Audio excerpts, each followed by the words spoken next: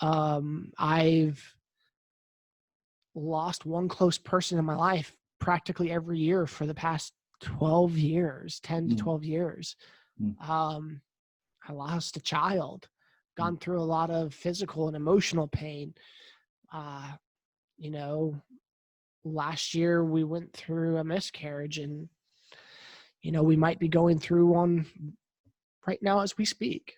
So there's a lot of hope crushed. Totally. And it's just like, why try so hard and put your hopes and your efforts out there? Yep.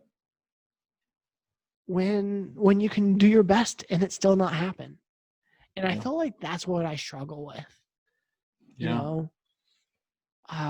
Or there's just a lack of knowledge on how to be better in a certain area of life. Yeah. Well, Evan, thanks for being real in that. And it sounds like you have a long list of reasons why hope is a dangerous thing. Yeah. And what I've discovered in that is, I guess maybe just first of all, I'm sorry. And that sounds really hard. It sounds long and sustained. Yeah, you're right. I feel like mildly I'm drowning. Yeah. And that is, I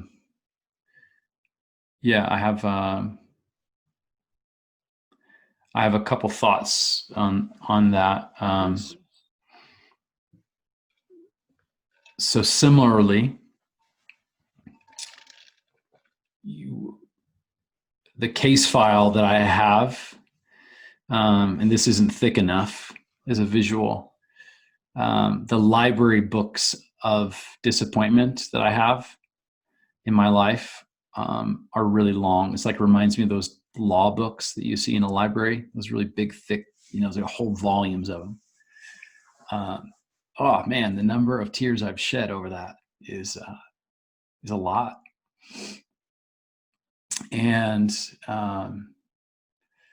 the honest truth is, like, I've been reading recently in Genesis, where I go back to, is the story of Joseph. I love it.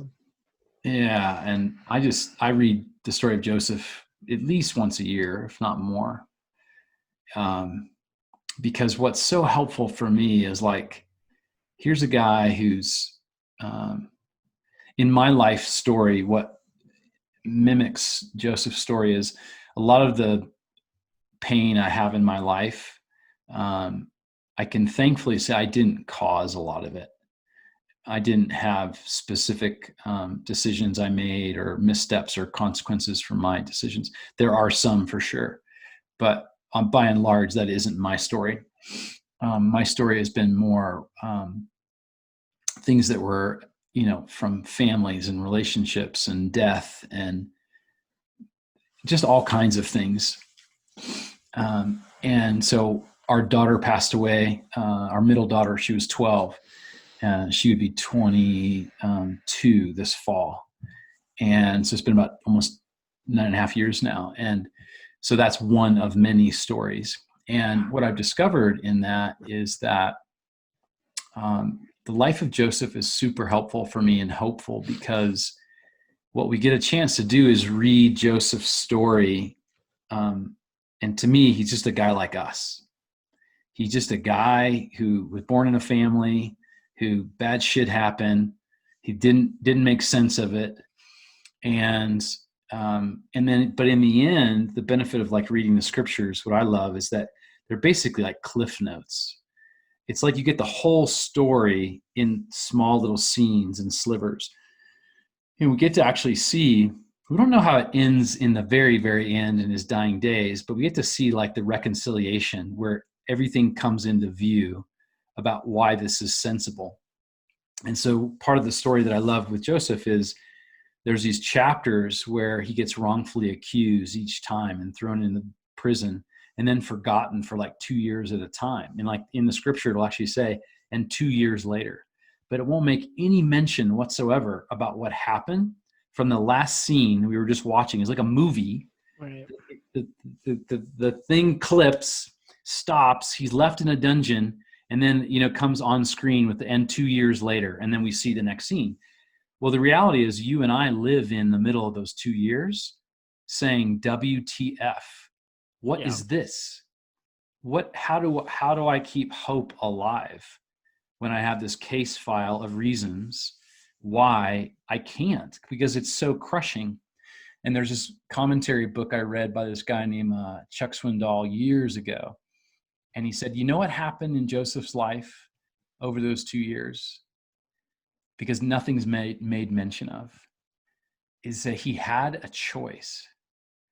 He had a choice to allow the pain and the loss and the sorrow to crush him, or to turn his heart towards God and choose to become the kind of man who could be entrusted with more. And to me, that is recurringly the pivot of, I heard a friend say once, you can have answers or you can have God, but oftentimes you can't get both. And I've just found that, boy, the more I can lean into my life with God and let go of the demands for answers for my pain. And then the other part about it is just learning to not waste my pain. Yeah. And I've got a bunch of scars on my sleeves, and just learning that, like Joseph's story, what if God is for us, with us, and always active in our life? And I believe that.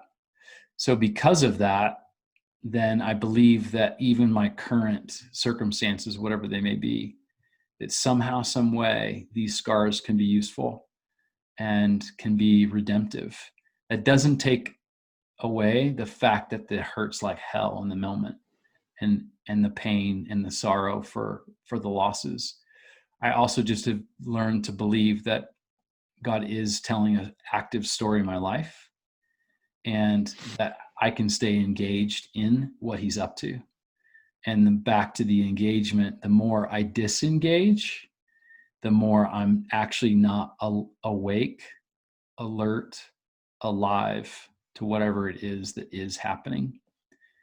And if I want to be a wholehearted person, wholehearted man, husband, leader, whatever it may be, I'm not going to be able to get there without a whole heart. And when I'm disengaged, I'm actively allowing parts of me to shut off, go to sleep, atrophy. And to me, it's intolerable. I won't do it.